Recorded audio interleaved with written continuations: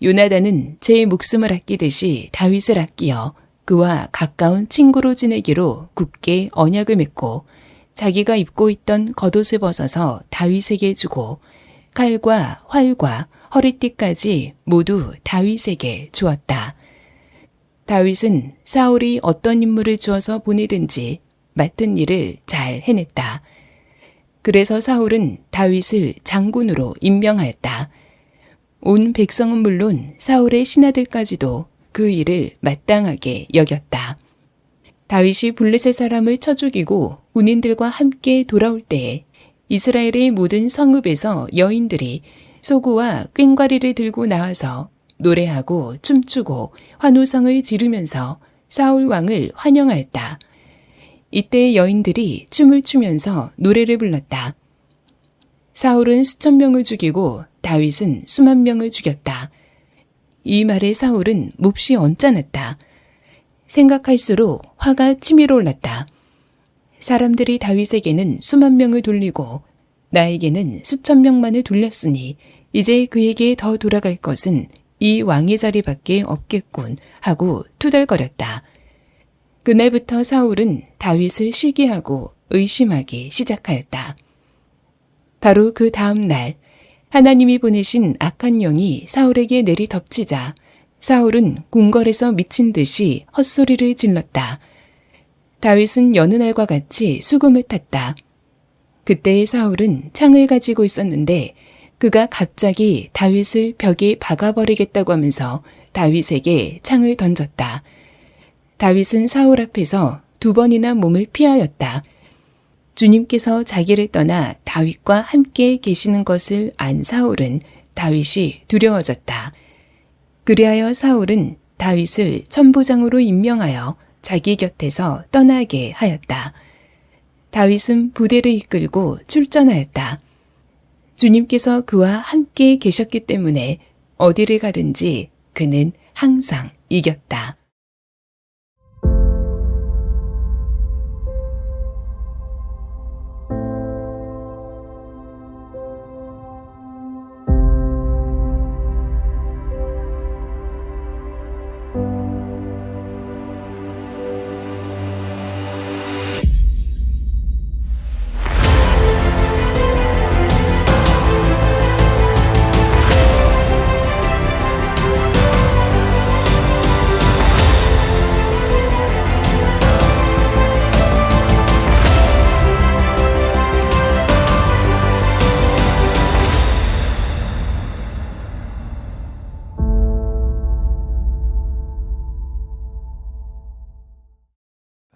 사무엘상 하나님 마음에 맞는 사람 21번째 시간입니다. 복음으로 시기심을 이기라 라는 제목의 말씀을 나누겠습니다.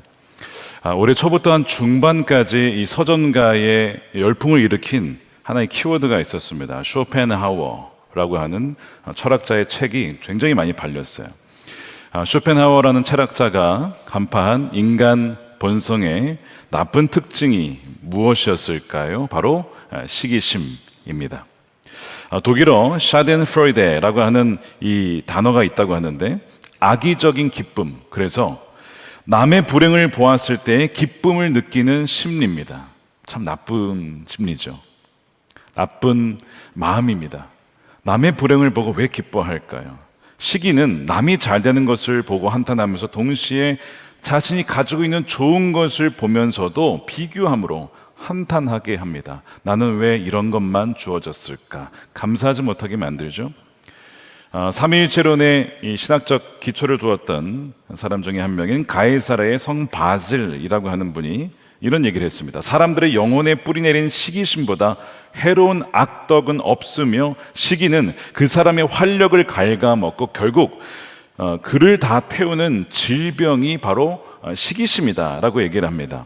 그래서 이 시기는 교만의 동전, 뒷면입니다. 앞에는 교만, 뒤는 시기예요. 그래서 교만과 시기는 평생 같이 가는 나쁜 친구죠. 여러분, 사탄이 왜 악마가 됐습니까? 교만해서 하나님의 자리를 차지하려고 하다가 타락하여 사탄이 된 겁니다. 그런데 뒤집어서 말하면 놀랍게도 사탄은 하나님을 시기한 거예요. 그러면 시기는 어떤 마음이 있냐면 지금보다 나는 더 나은 대우를 받을 자격이 있어라고 외치거든요. 저 자리는 너 자리야. 네가 하나님의 자리를 차지해. 사탄은 시기심 때문에 사탄이 된 겁니다. 그래서 이 시기라고 하는 것은 우리의 영혼을 파괴할 수 있는, 우리 인생을 망칠 수 있는 치명적인 7가지 영혼의 죄악 중에 교만 다음으로 치명적인 죄입니다. 오늘 우리는 사울의 인생을 다시 한번 보면서 그의 인생이 시기심 때문에 어떻게 서서히 파멸해 가는지를 보면서 그 시기심에 대항하여 다윗은 어떻게 반응했는지, 그렇다면 우리가 어떻게 시기심을 치료하고 극복할 수 있는지를 말씀을 통해 살펴볼 것입니다. 그래서 오늘 여러분들이 이 말씀을 잘 들으시면, 이 말씀의 처방전을 받으시면요, 이 시기심 때문에 여러분들의 인생이 이 사울처럼 마지막에 파멸하는 그런 인생이 되지 않을 줄로 믿습니다. 그래서 오늘 특별히 여러분들이 영적 수술을 받는다고 생각하시고 말씀에 집중해서 들으시기 바랍니다. 이런 메시지일수록 마귀가 우리의 정신을 미혹하는 경향이 있기 때문에 더더욱 그렇습니다. 자, 사무엘상 17장 우리가 살펴봤습니다. 거기에서 하나님께서는 이 다윗을 세상에 공식적으로 등판시키셨어요. 그러나 구원투수로서 등판이지 선발투수는 아직은 아닙니다. 왜냐? 아직 다윗은 선발투수가 되기에는 훈련받아야 될 것들이 너무 많았습니다. 그래서 이제 본격적으로 19장 넘어가게 되면 광야에서 하나님께서 한 13년, 14년의 기간 동안 다윗을 훈련시키세요. 사무엘상 후반부는 바로 그 부분을 다루게 될 것입니다. 그럼에도 불구하고 하나님께서는 구원투수로서 다윗을 등판시키셔서 블레셋의 장군이었던 골리앗을 쓰러뜨림으로써 그의 이름을 높여주고 그가 이스라엘 민족의 영웅이 되게 하시죠. 그러니까 그 모든 이스라엘의 성읍들에서 이 다윗을 칭송하기 시작하는데요, 노래하며 여인들이 노래를 부르기 시작합니다. 자, 7절에 보시면요, 이때 여인들이 춤을 추면서 노래를 불렀다. 사울은 수천 명을 죽이고 다윗은 수만 명을 죽였다. 개정판에는 사울은 천천히요 다윗은 만만이라, 이것이 이스라엘의 모든 성읍에 울려 퍼지게 되는데, 문제는 이겁니다. 사울이 이 노래를 듣고 굉장히 기분이 상한 겁니다. 언짢은 겁니다. 생각할수록 화가 나는 거예요. 왜죠? 왕인 자신보다 다윗을 사람들이 더 좋아했고 칭찬하고 높였기 때문입니다. 본래 이 여인들의 의도는 그런 거는 아니었어요. 왜냐하면 6절을 한번 가만히 읽어보시면 이 사람들이 사울 왕을 환영했다, 이렇게 되어 있거든요. 그러니까 전쟁에서 승리에 나온 왕과 다윗과 그 병사들을 다 같이 이렇게 높여준 거예요. 우리가 이겼다 이거죠. 뭐 사울이 몇 명 죽였다, 다윗, 이게 뭐가 중요하냐? 우리가 이긴 것이고 하나님께서 우리에게 승리 주신 거 아닙니까? 이제 이것이 이제 여인들의 의도였는데 이게 지혜롭지 못한 것이죠. 특별히 다윗이 만만을 죽였다, 이제 이 문학적인 표현이에요. 그렇게 함으로써 이 듣는 사람을 하여금, 사울로 하여금 기분 나쁘게 만든 것이죠. 그러니까 우리가 말을 할 때에 어떤 것이 사람들로 하여금 마음을, 심령을 상하게 하거나 분열시킨다면 그것은 하늘에서 준 표현은 아닙니다.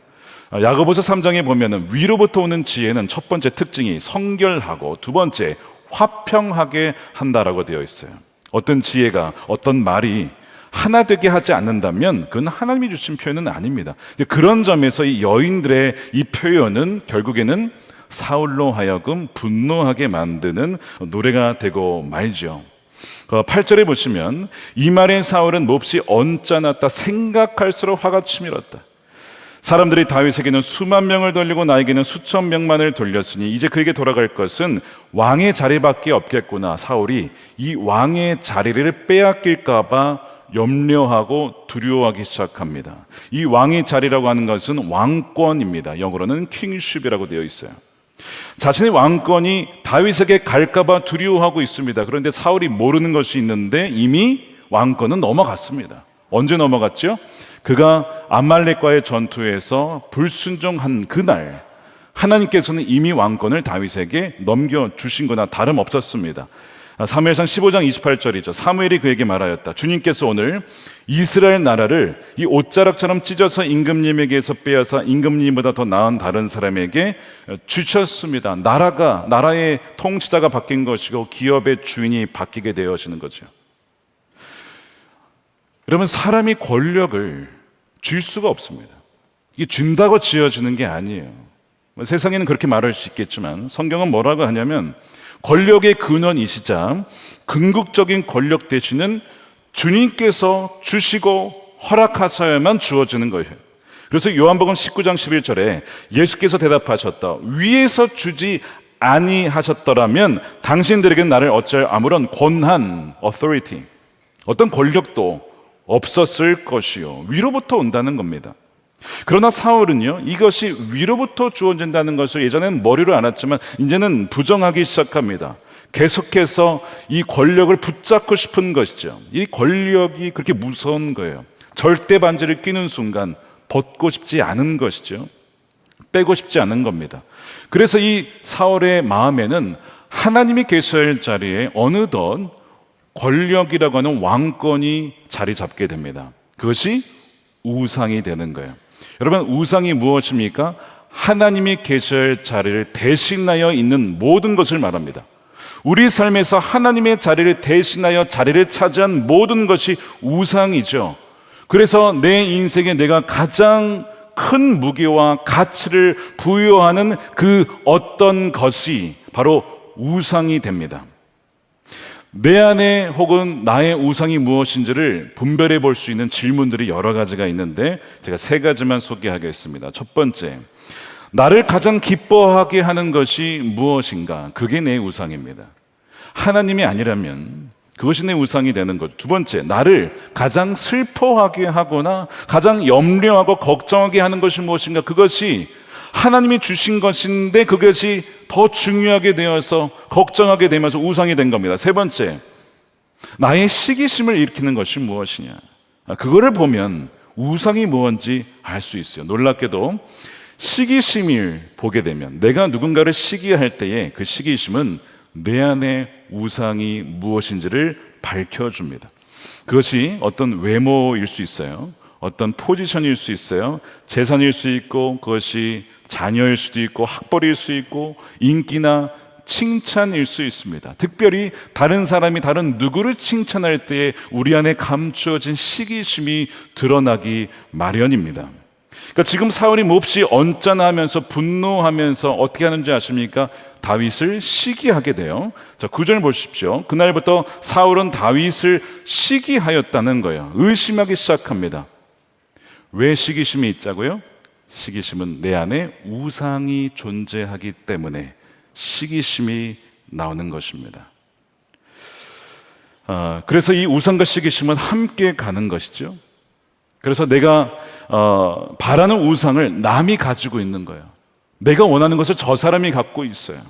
그래서 내가 그것을 갖고 싶은데 혹은 내가 갖고 있는 것을 빼앗길 것 같을 때 그 사람을 악한 시선으로 보는 것이 바로 이 시기라고 하는 거죠. 그래서 누가 시기하는 사람을 보게 되면 그 사람의 눈에서 뭐가 나갑니까? 레이저가 나갑니다. 퓨 하고 레이저가 나가는 거예요. 저놈이 내가 갖고 싶은 걸 갖고 있어. 저놈이 내 자리를 빼앗을지도 몰라. 레이저를 쏘게 되는 것이죠. 사실 이것은 좁아진 시야입니다. 뭐가요? 시기가요. 하나님 나라의 동역자가 지금 사울과 다윗이에요. 사울의 입장에서는 유능한 장군을 얻은 겁니다. 그러니까 우리 나라에 너무 덕이 되는 것이죠. 유익이 되는 장군이에요. 근데 시야가 좁아지면요, 그 동역자와 그 장군이 적으로 보이게 되는 겁니다. 그래서 기업에서도 유능한 직원들이 잘려나가는 이유가 그 사장님이 그들을 품지 못하기 때문에 그렇습니다. 그러므로 시기심은 좁은 시선이에요. 그리고 이 좁은 시선, 악한 시선은 발전합니다. 어떻게 발전하냐면 그 시기심 때문에 악한 영에 사로잡히게 돼요. 이게 이제 사울에게 벌어진 일이에요. 자, 10절 말씀 보십시오. 그 이튿날 하나님께서 보내시는 악령이 사울에게 힘있게 내렸다는 거예요. 질문이 있어요. 아니, 어떻게 하나님께서 악령을 누군가에게 보내실 수 있냐 이겁니다. 근데 이 말씀을 가만히 보게 되면 원문에 보면 하나님께서 적극적으로 그 악령을 사울에게 보냈다라는 그 보냈다라는 단어는 없습니다. 다만 이렇게 되어 있어요. 하나님께서 부리시는 악령이 그 악령이 임했다는 거예요. 그래서 무슨 얘기를 하냐면 하나님의 주권은 악령까지도 통제한다는 것이죠. 하나님께서는 빛도 어둠도 통제하시는 분이십니다. 하나님과 사탄은 대등한 존재가 아니에요. 사탄조차도, 악의 영향조차도 하나님의 주권 가운데 내려와 있는 것이죠. 사탄은 하나님의 상대가 되지 않습니다. 악조차도 주권 가운데 있어요. 그래서 성경은 하나님께서 부리시는 그분의 통제 안에 있는 악령이 사울에게 가는 것을 허락했다라고 하는 그런 의미입니다. 아니, 어떻게 하나님께서 그런 식으로 하실까요? 비유 들면 이겁니다. 어떻게 어둠이 옵니까? 빛을 제거하면 어둠이 임하고, 어떻게 추위가 옵니까? 열을 제거하면 추위가 오는 것이죠. 다시 말해서 하나님의 보호하시는 은혜, 함께 하시는 은혜가 거두어지면 악한 영이 누군가를 사로잡을 수 있다는 것입니다. 하나님은 그런 식으로 사울에게 악령이 가도록 허락하신 것이죠. 쓰레기를 치우지 않으면 파리가 몰려와요. 파리를 잡아올 필요가 없어요. 쓰레기를 방치하면 파리는 몰려들기 마련입니다. 그러니까 지금 사울의 영혼 안에 방치된 쓰레기는 무엇이죠? 시기심입니다. 별거 아닌 것 같지만 그 시기심이 악한 영에 사로잡히게 만들고 누군가를 죽이고 싶다라고 하는 그 미움이 싹트게 되고 소위 악의 화신, 미친 왕이 되어버리고 마는 것입니다. 그 시작이 시기심이었다는 거예요. 그리고 그 근본적으로는 그의 안에 권력이라고 하는, 영향력이라고 하는 우상이 존재하고 있었기 때문이고, 더 깊이 들어가면 그의 시선과 믿음이 주를 떠나서 엇나가서 권력이라는 곳에 집중했기 때문에 어느덧 하나님의 자리에 뭐가 있는 겁니까? 권력, 그 우상이 존재하는 거예요. 그래서 시기심이 발동이 된 겁니다. 자, 사랑하는 여러분, 지금 여러분이 주목하고 바라보는 것은 무엇입니까? 그것이 돈이겠습니까? 경제가 어렵다 보니 아무래도 그럴 수 있겠습니다. 권력입니까? 내가 좀 힘이 있더라면 재정조 좀 끌어올 수 있을 것 같고 뭔가 좀 할 수 있을 것 같은데, 그런 생각이 들죠. 명예입니까? 내가 좀 이름이 알려졌더라면 좀 내가 큰 일을 할 수 있었을 텐데 라고 하는 유혹이 있기 마련이죠. 다 뭐냐면 하나님이 우리 인생과의 여정 가운데 주권적으로 필요에 따라서 주시는 좋은 선물들입니다. 나쁜 게 하나도 없어요. 나는 이거 나쁘다고 생각하시는 분 계십니까? 다 좋은 것들이에요. 좋은 것이지만 이 좋은 것이 누구로부터 옵니까? 주님으로부터 온다는 거예요. 여러분, 이것을 잊으시면 안 됩니다. 주님이 주시는 거예요. 설령 주님께서 주지 않는다 하더라도 주님께서는 이미 우리의 영혼을 구원하셨잖아요. 우리가 그 감격과 감사와 그 은혜의 빚을 평생 갚아도 이를 못 갚습니다. 그것만으로도 우리는 너무나 감사한 거예요. 그런데 안타깝게도 사울은요, 자, 구원해 주시는 은혜에 너무 감사한데 그 감사하지 못합니다. 왕권을 주는데 감사하지 못합니다. 계속 권력과 명예, 자신의 이름을 위해서 자기의 그 기념비를 세우고 그렇게 가면서 점점 사람이 바뀌기 시작하는 거예요. 결국에는 악령에 사로잡힙니다. 그리고 다윗을 죽이려고까지 하는 겁니다. 그것이 11절이에요. 11절에 보시면 그가 갑자기 다윗을 벽에 박아버리겠다고 하면서 다윗에게 창을 던진 겁니다. 여러분, 이 사울의 창을 잠시 좀 묵상했으면 좋겠어요. 지난주에 사울의 갑옷 기억나시죠? 세상에 대응하여서 인간적인 방법으로, 세속적인 방법으로 대응하려고 했던 대응책이었습니다. 이 사울의 창 역시 부정적인 은유인데 뭐냐면 이겁니다. 인간의 내면 안에 있는 시기심이 외적으로 폭력적으로 드러나는 것이거든요. 그래서 영적으로 보면 이 사울의 창은 하나님의 주권적인 섭리의 뜻을 거스르려고 하는 어리석은 인간의 몸부림과 저항을 상징합니다. 하나님께서 다윗을 택하셔서 하나님의 뜻을 이루신다면, 내가 잘못했구나, 내가 불순종했구나, 내가 하나님보다 다른 것을 더 사랑했구나, 회개하고 갔어야 됩니다. 그 뜻에 맞추어야죠. 그러나 지금 사울은 사울의 창을 통해서 하나님이 택하신 사람을 죽이려고 함으로써 그 뜻을 바꾸려고 하는 어리석은 시도를 하고 있는 거예요. 이 사울의 창과 비교될 수 있는 비슷한 은유가 하나 더 있는데 창세기 37장에 나오는 요셉의 형들이 판 구덩입니다. 형들이 요셉을 너무 시기하는 거야. 아버지도 잘못했죠. 요셉을 너무 예뻐하는 거야. 그러니까 형들이 시기하는 거 아니겠습니까? 게다가 꿈을 꿨는데 자신들이 다 절을 한대요. 너무 막 싫은 거죠. 그래가지고 요셉을 죽이고 싶었던 겁니다. 그래서 구덩이를 파가지고 그를 던지지 않습니까? 이 요셉이 들어간 구덩이가 바로 그런 거예요. 그러면서 그 형들이 이런 얘기를 하죠. 이 녀석의 꿈이 어떻게 되나 보자. 여기에는요, 어떤 것이 있냐면 시기가 외적으로 드러난 것이기도 하지만 동시에 하나님, 얘가 구덩이에 빠져서 죽으면 하나님의 꿈 어떻게 되겠습니까? 과연 하나님 이루실 수 있겠습니까? 라고 하는 반항이 들어가 있는 것이죠. 근데 어려면 어떻게 됐죠? 구덩이에 들어갔지만 다시 빠져나와서 오히려 정말 하나님의 뜻을 이루는 통로가 됩니다. 요셉은 단련되어지죠. 마찬가지로 사울의 창을 던졌어요. 그런데 그럴수록 다윗은요, 고난은 받지만 하나님의 광야 학교에서 하나님이 정말 선발투수로 쓰실 수 있는 하나님의 사람으로 연단이 되어 갑니다. 하나님의 주권적인 섭리를 막을 수가 없다는 거예요. 사울에게는 그러나 그 눈이 가리워져 있었던 것입니다.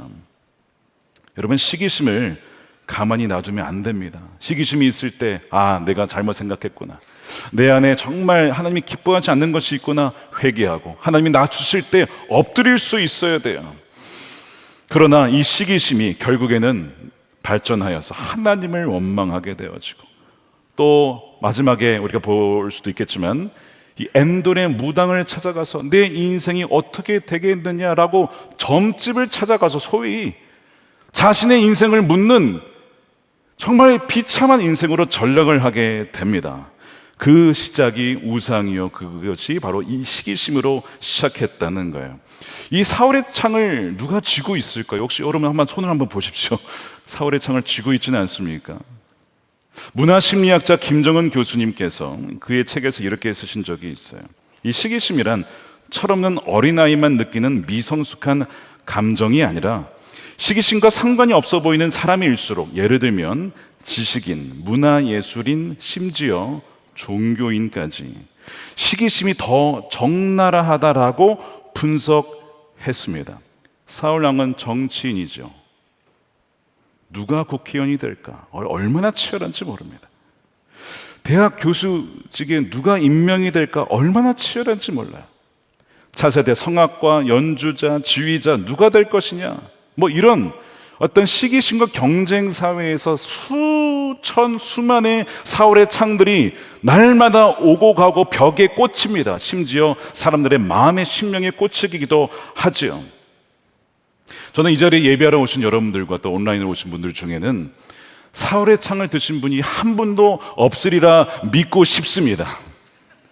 근데 여러분, 우리의 시선이 주님으로부터 벗어나게 되면, 그리고 주님이 계셔야 할 자리에 어떤 우상이 자리 잡게 되면요, 언제든지 시기심은 마음에 자리 잡게 되어 있고, 악한 영이 장난을 치면서 어느덧 우리의 손에 사울의 창에 들려있는 자신의 모습을 발견하게 될지도 모릅니다. 그래서 예수님께서 제자들에게 뭐라고 말씀하셨습니까? 마가복음 14장 37절에 시몬아 시몬아, 너 자고 있느냐? 지금 깨어 있어야 된다.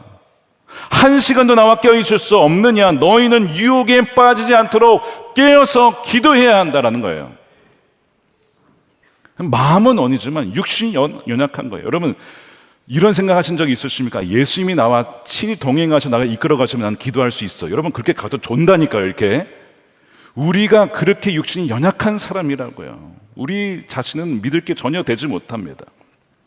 기도한다는 것은 우리의 시선과 귀를 항상 주님께 맡기고 또 거기에 고정한다는 것이죠. 기도한다는 것은 성령 안에 머물러 그분과 연합한다는 것이죠. 그래야만 시기심과 악한 영이 우리를 사로잡지 못하기 때문에, 우는 사자와 같이 악한 영이 사로잡으려 할 때에 물리칠 수 있기 때문에, 여러분, 깨어 기도하시는 여러분 되시길 축복합니다. 그리고 예배도 너무나 중요한 거예요. 우리가 왜 이렇게 일주일에 한 번씩 모입니까? 우리의 시선이 다른 데로 가 있거든요. 다시 0점 조율을 하는 것입니다. 조정을 하는 거예요. 시선을 다시 주님께 고정을 시키는 것이죠. 사울의 창이 2번씩이나 던져집니다. 사울은 전쟁에 능한 용사인데 이 다윗을 죽이려고 창을 던졌는데 이 창이 자꾸 빗나가요.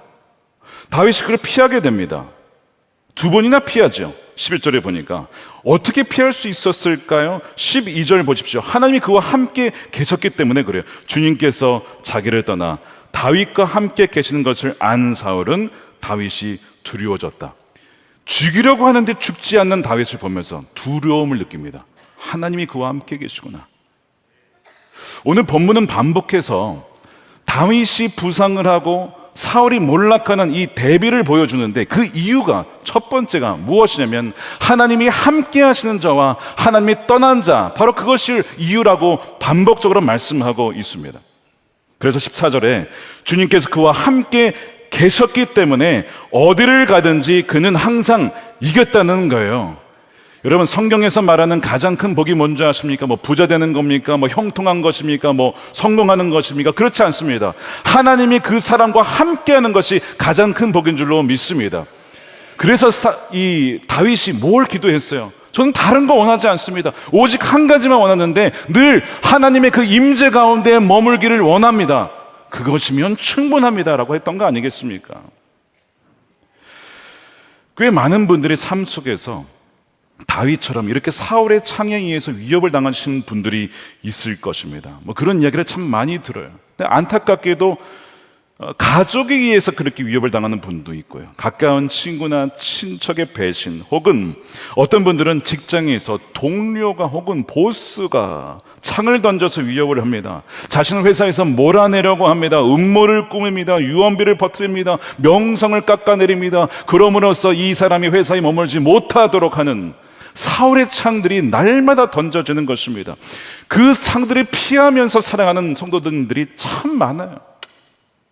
목사님들이 그분들을 만나서 위로하면서 할 때 무슨 말로 위로하겠습니까? 위로할 수 있는 것은 단 하나예요. 주님이 당신과 함께 하십니다. 왜 그렇죠? 주님이 다윗의 방패가 되시고 피할 바위가 되시고 피할 산성이 되시기 때문입니다. 여러분들이 지금 사울의 창들을 피해 다니고 계십니까? 여러분, 신뢰하십시오.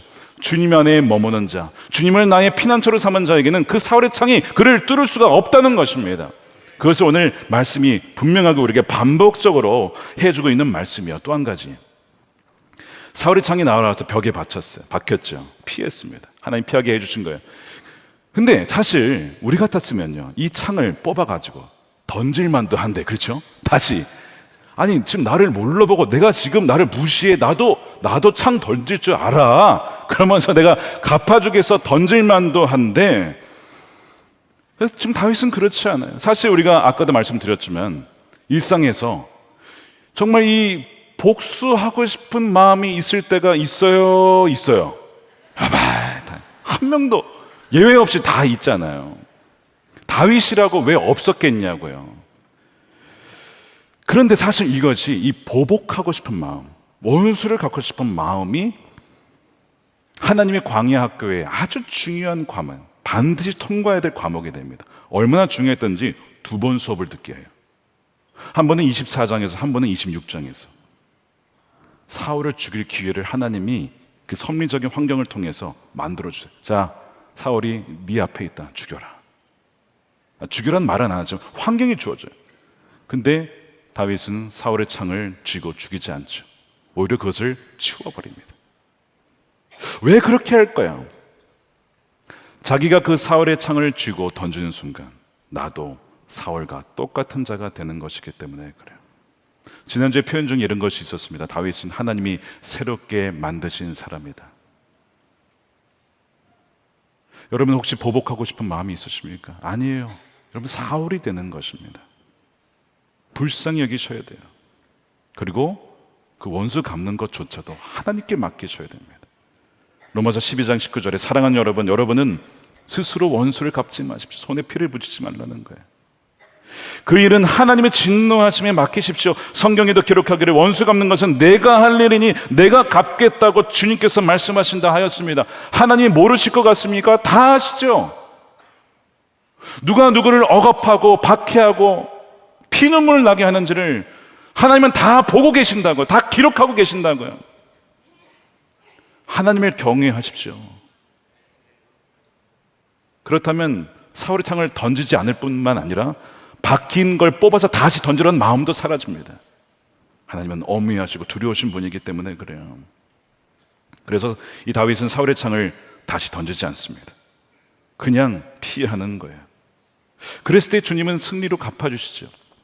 이 사울이 자기가 못 죽이니까 이 천부장으로 다윗을 삼아요. 이게 승진이 아닙니다. 전쟁 보내서 죽이려고 하는 거예요. 전쟁터에서 죽으라고. 그래서 전쟁터에 계속 보내는 거예요. 천부장이면 높은 직분 아닙니까? 죽을 줄 알았더니 전쟁에서 어떻게 돼요? 다윗이 그냥 가는 것마다 승리하는 거예요. 왜 그렇죠? 하나님이 다윗과 함께 하셨기 때문에 이 항상 승리하는 승리가 여러분들에게 부어지게 되기를 축복합니다. 아, 저는 하나님이 함께 하신 사람이구나. 아무리 죽이라고 해도 모함하라고 해도 하나님 보호해 주시는데 뭐 어쩌겠어요. 불화살이 날라와도 하나님 보호해 주시는데 무슨 수로 그를 해야겠냐고요. 오히려 하나님을 대적하는 것이 되는 것이죠. 그러니까 이게 이 사울의 시기가 자신의 영혼을 서서히 파멸시키게 돼요. 이게 시기심은요, 너무나 치명적인 죄입니다. 어떻게 시기심을 이길 수 있을까? 우린 사울로부터 다시가 아니라 요나단으로 시선을 한번 돌려봐야 합니다. 사실 가장 이 시기심을 품어야 할 사람은 사울이라기보다는 요나단이죠. 왜냐하면 그가 사울 이어서 왕이 될 사람이 요나단이기 때문에 그거예요. 그 다윗이 왕이 되면 잃어버릴 것이 가장 큰 사람 중에 하나는 바로 요나단이지요. 자, 그런데 오늘 본문 읽어보시면 요나단이 시기합니까? 전혀 시기를 발견할 수 없습니다. 아니, 어떻게 그럴 수 있었을까? 이게 말도 안 되는 인물이에요. 사실 요나단이란 인물이. 어떻게 그럴 수 있었을까를 묵상하는데, 자, 다시 돌아가 볼게요. 여러분, 시기심이 뭐 때문에 존재한다 그랬죠? 우상. 반대로 얘기하면 우상이 존재하지 않는다면 시기심도 없는 겁니다. 왜 요나단이 시기심이 없었을까요? 아마 그에게도 우상이 있었겠죠. 그러나 그 우상이 제거가 된 겁니다. 우상을 어떻게 제거할까요? 그 주님이 계셔야 할 자리에 주님을 두면 우상은 사라지게 되는 거야. 다시 얘기해서 주님이 인기와 명예와 권력과 재산보다 비교할 수 없이 귀하시고 능력자이시며 우리의 공급자 되신다 라고 하는 것을 믿은 순간 우상은 무너지게 되는 거예요. 요나단에게 이 귀한 믿음이 부어졌던 것입니다. 그래서 이제 19장을 읽어보시면 사울이 계속 다윗을 죽이려고 하니까 그 아들이잖아요, 요나단이. 아버지를 막아주면서 다윗을 변호해요.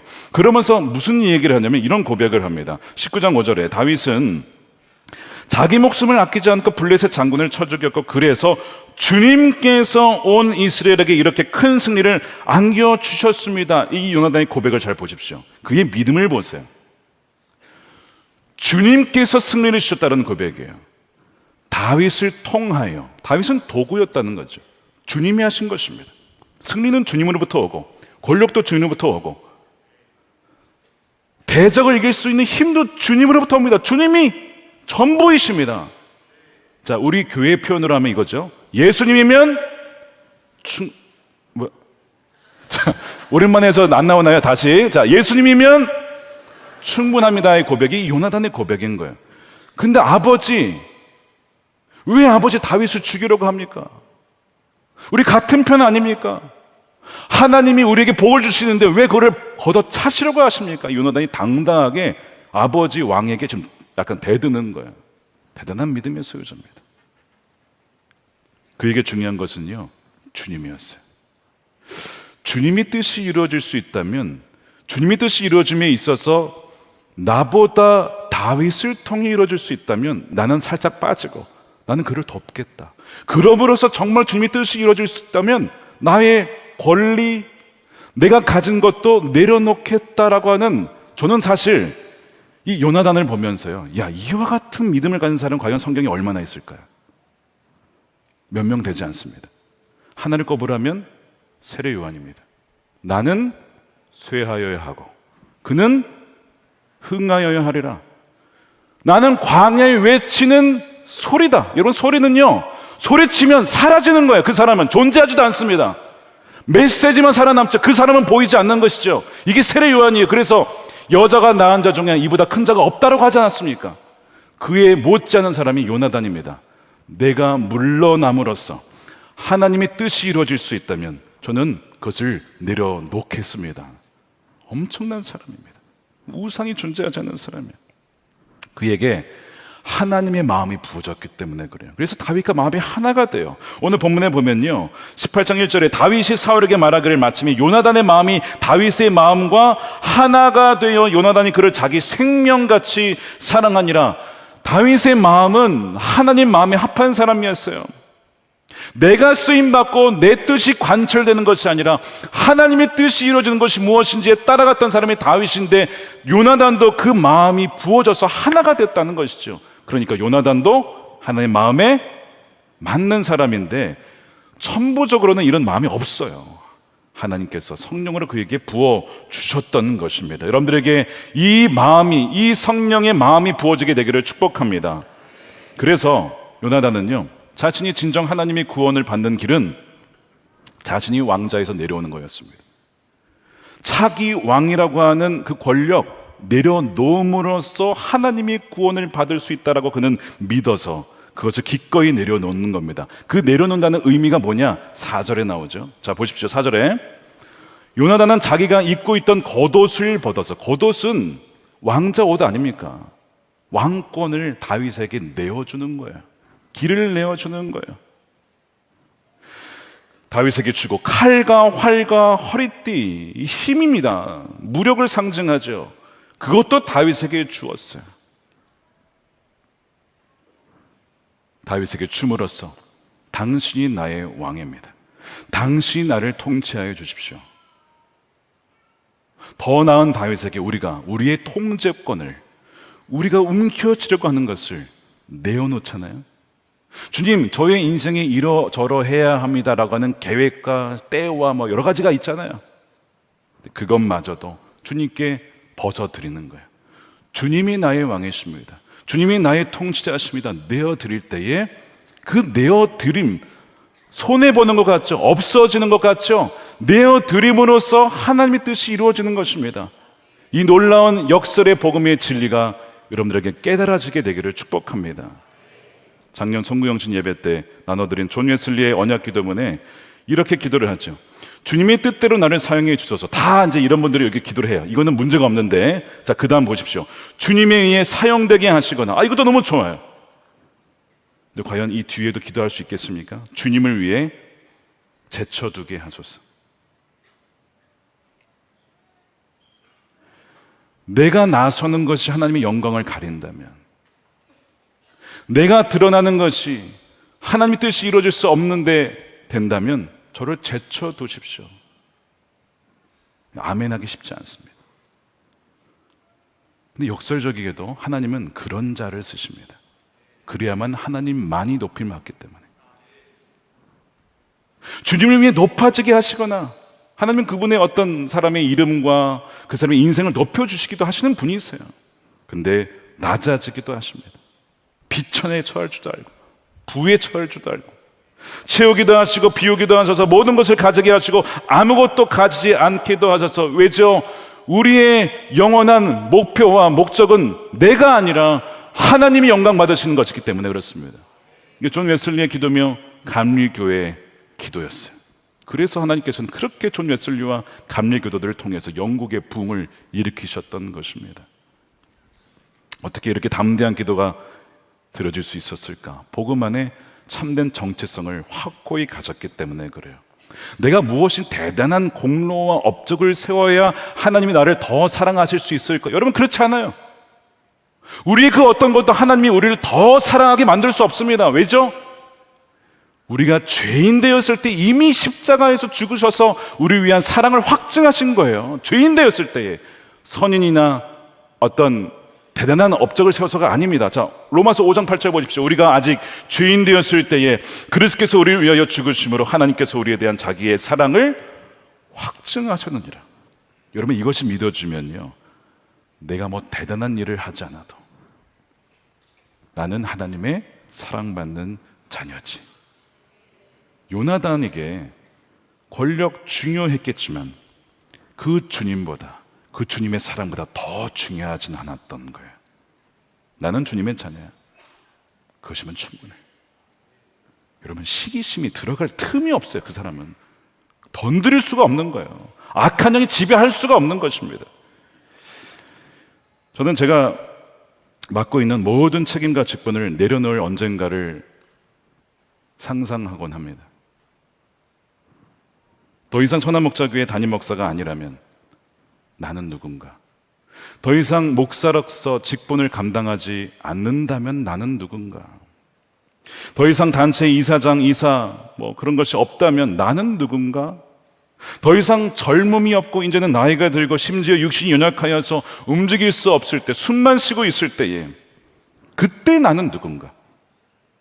세상을 다 산 이후에 모든 것이 변하고 사라집니다. 심지어 알아주는 이도 없을 때에 그 죽음 앞에서 나는 누군가?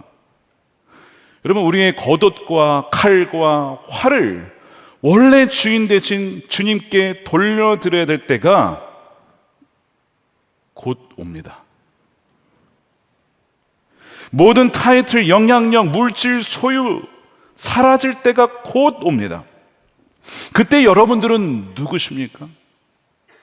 여러분들은 누구시냐고요? 그때도 내가 뭐였는데, 내가 뭔데 라고 얘기하시겠습니까? 모든 것은 다 사라지고 변하게 되어 있어요.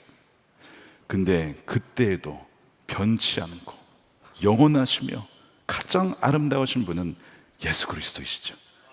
그 예수 그리스도 안에 있는 그 하나님의 사랑받는 자녀라고 하는 정체성은 변치 않는 것입니다. 그래서 하나님의 자녀가 된 권세야말로 가장 강력한 권세요 존귀한 영광인 줄로 믿으시기를 축복합니다. 이것이 죽음 앞에서도 우리가 기뻐하며 감사할 수 있는 거예요. 자녀된 권세입니다. 그럼 우리 시기심이 올 때 복음으로 여러분들의 우상을 무너뜨리십시오. 시기심이 올 때마다 복음으로 나는 하나님의 사랑받는 변치않는 자녀지 라는 정체성을 굳게 붙드십시오. 그리고 요나단처럼 통제권을 주님께 오늘 내어드리는 거예요. 주님, 나의 갑옷과 나의 칼을 주님께 내어드립니다. 주님이 통치하여 주십시오 라고 할 때에 그 사람을 가만두시겠냐고요. 주님께서 친히 함께 하시고 동행하시며 그를 이끌어줘서 끝까지, 처음만이 아니라 마지막까지 우리 인생 여정의 레이스를 아름답게 마무리할 수 있는 존귀한 인생이 될 줄로 믿습니다. 이 복된 은혜가 여러분들의 삶 가운데 부어지게 되기를 우리 주님의 이름으로 축복합니다.